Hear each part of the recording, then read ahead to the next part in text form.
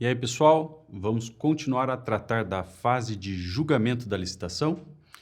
Vejam, eu falei dos critérios de julgamento, dos tipos licitatórios, menor preço, maior desconto, melhor técnica, entre outros.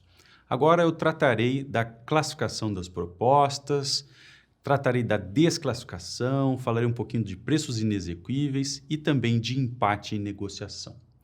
Vejam que após a apresentação de propostas e também, eventualmente, a apresentação de lances, faz-se o julgamento. Nessa fase de julgamento, as propostas podem ser classificadas ou desclassificadas. A lei de licitações não exige, porém, que se faça uma verificação de todas as propostas que foram julgadas. Na verdade, a verificação dos critérios de classificação é feito em relação à melhor proposta. Até porque não há razão de a administração pública gastar energia analisando várias outras propostas se essas outras propostas não são a melhor. Então, a administração pública se concentra na melhor proposta e passa a analisar essa melhor proposta. E nessa análise é possível que a administração pública desclassifique o licitante. E isso o impede de continuar no processo administrativo, no certame. Quais são as razões para que a administração pública determine a desclassificação?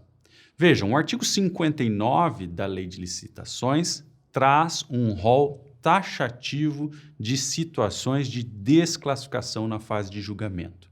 É possível que a proposta seja desclassificada e, por consequência, também excluído do certame o licitante que apresentou, se essa proposta contiver vícios insanáveis, vícios que não sejam passíveis de correção, se contiver uma desconformidade muito grave com o edital que não possa ser corrigida, se apresentar preços inexequíveis, que são preços muito baixos, e também será a proposta desclassificada se o preço estiver acima do estimado. Aí nós vamos entrar no campo dos sobrepreços. Lembrando que esse conceito de sobrepreço está definido lá no artigo 6º da lei. Bom, como eu disse para vocês, há várias situações de desclassificação das propostas e uma dessas situações é a do preço inexequível, ou seja, o licitante apresenta um preço muito baixo. Vocês podem pensar, por que é que o licitante é desclassificado ao apresentar um preço muito baixo?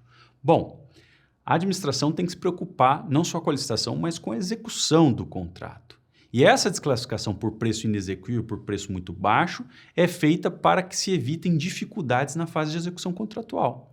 Pode ser que o licitante ali no calor da competição ofereça um preço que é incapaz de sustentar os custos que ele terá com a execução do contrato. Então, a administração pública tem que fazer essa verificação e, para fazer essa verificação, a lei permite à administração, inclusive, realizar diligências e também exigir comprovantes adicionais do licitante. Tá certo? Então, a administração pública tem um poder probatório, tem um poder de verificação amplo. Ela pode realizar diligências, pode buscar novas informações, pode solicitar documentos e comprovantes do licitante, enfim, ela tem que tomar as ações, as medidas necessárias para decidir, para comprovar se a proposta é inexequível ou não. Notem, porém, que a lei dá uma regra específica de inexequibilidade automática, ou seja, se o valor da proposta for menor a 75% do orçado pela administração contratante para uma determinada obra ou um determinado serviço de engenharia, então considera-se que há inexequibilidade. Se o valor estiver abaixo dos 75% do orçado para obras e serviços de engenharia, a inexequibilidade é declarada automaticamente por força da lei. Tá certo? Agora, se a proposta for menor a 85% do valor orçado, aí não necessariamente há inexequibilidade. O que a legislação prevê é que o órgão contratante poderá, por precaução, solicitar uma garantia adicional do licitante vencedor.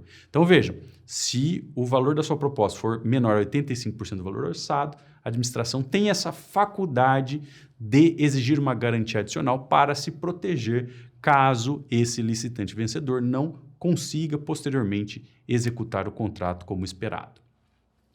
Além do tema da desclassificação, faz parte da fase de julgamento a análise de empates. Existem empates em alguns casos e, portanto, a legislação traz uma ordem de critérios para promover o desempate. E esse assunto vem tratado no artigo 60.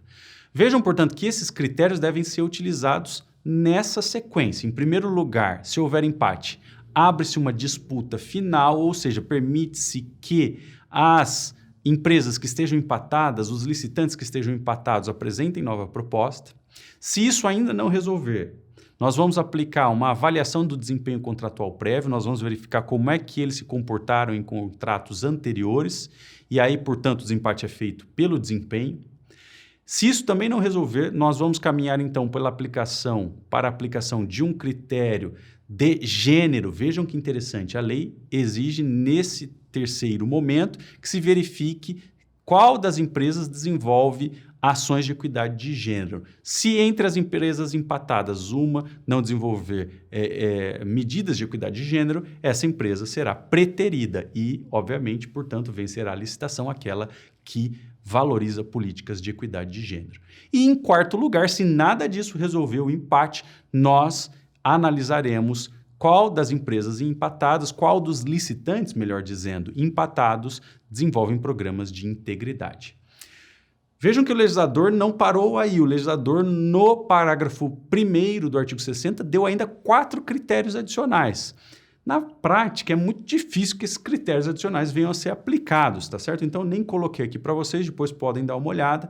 Mas se nada daquilo que eu apresentei resolver o empate, aí o legislador dá outros critérios, como o favorecimento de empresas estabelecidas no território estadual. Então, vejam, uma valorização de empresas que estejam na região, ou se isso também não resolver, o favorecimento de empresa brasileira, e assim vai. O legislador, portanto, dá muitos critérios para resolver empates.